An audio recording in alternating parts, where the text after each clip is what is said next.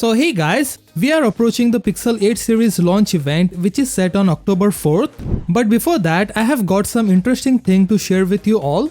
We have the hands-on images of the new Google Pixel 8a which might be launching with the other Pixel 8 series phones. Yes, the tipster Abhishek Yadav has shared the images showing the overall appearance of the phone. According to the leak, the device has two camera cutout in the shape of pill, and the entire device has a blue color similar to the leaks of the Pixel 8 Pro. The images also reveals the phone's new shape, which is more rounded at the corners than the previous Pixel 7a and more in keeping with the rest of the new Pixel 8 series. This side of the phone has a matte finish to the metal, but the back has a glossy finish which is in line with what the Pixel 7a offered.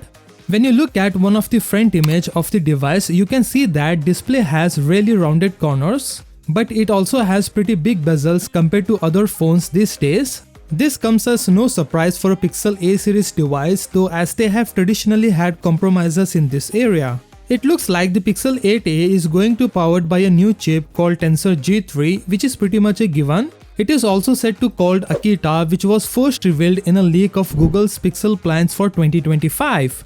We don't know much about the phone's display specs yet, but it looks like it's going to have a smaller screen than its predecessor. The Pixel 8 screen is expected to be around 6.1 inches, so the Pixel 8a should have a screen that's a bit smaller. But from the pictures, it looks pretty small, probably because of the rounded corners. The timing of this leak should be taken with a pinch of salt, however, nothing appears to be out of the ordinary. It is anticipated that the device will be unveiled at Google's annual developer conference Google I/O in May of next year, but with such an early leak, almost anything is possible. So what do you think about this Pixel 8a? Let me know in the comment section below. With that said, subscribe if you like, and I will see you in the next one.